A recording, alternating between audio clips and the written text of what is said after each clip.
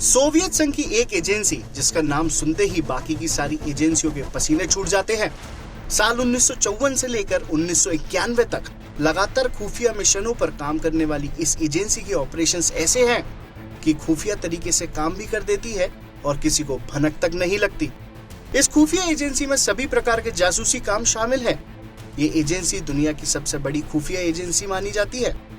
इसमें राजनीतिक, सेना संबंधी, धन संबंधी और सुरक्षा के लिए अहम भूमिका से भाग लिया है।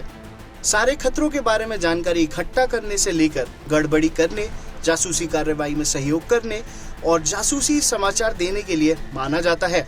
आइए जानते हैं इस एजेंसी का नाम, लेकिन होश को थोड़ा संभाल के बैठिएगा, क्योंकि जब आप इस एजेंसी का नाम और इसके कारनामों के बारे में जानेंगे तो आपके होश फाख्ता हो जाएंगे। इस एजेंसी का नाम है केजीबी। ये दुनिया की सबसे प्रमुख खुफिया एजेंसियों में से एक मानी जाती है। केजीबी ने बड़ी संख्या में खुफिया अभियान और राष्ट्रीय सुरक्षा की योजनाएं चलाई हैं। केजीबी ने आंतरिक सुरक्षा को बनाए रखने, असंतोष को दबाने, खुफिया अभियानों को करने और सोवियत राज्यों के हितों की रक्षा करने में अहम भूमिका निभाई है। इसके पास सोवियत संघ और विदेशों दोनों में एजेंटों और मुखबिरों का एक विशाल नेटवर्क था, जिसमें राजनीतिक जासूसों से लेकर काम को सही तरीके से संचालन में लाना शामिल था। सोवियत संघ की मुख्य सुरक्षा एजेंसी केजीबी ने अपने पूरे अस्तित्व में कई डेडलीस्ट ऑपरेशन किए। हालांकि टॉप 5 में सबसे डेडलीस्ट ऑपरेशन को निश्चित रूप से रैंक करना बहुत मुश्किल है।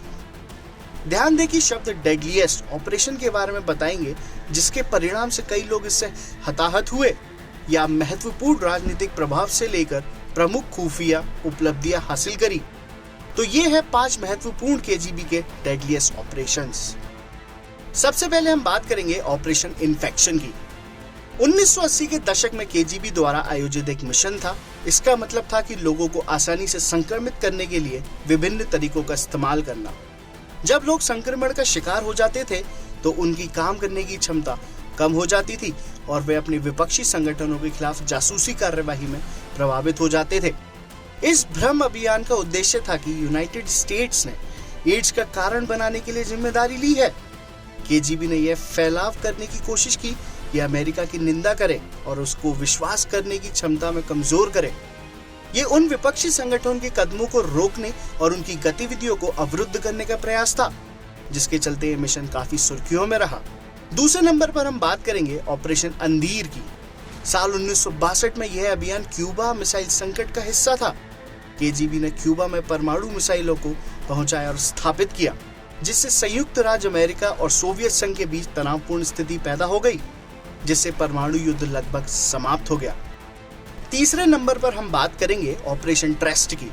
केजीबी ने इस ऑपरेशन के माध्यम से जॉर्जी मार्कोव, एक बल्गेरियन विरोधी जो लंदन में रहते थे, की हत्या की साजिश रची।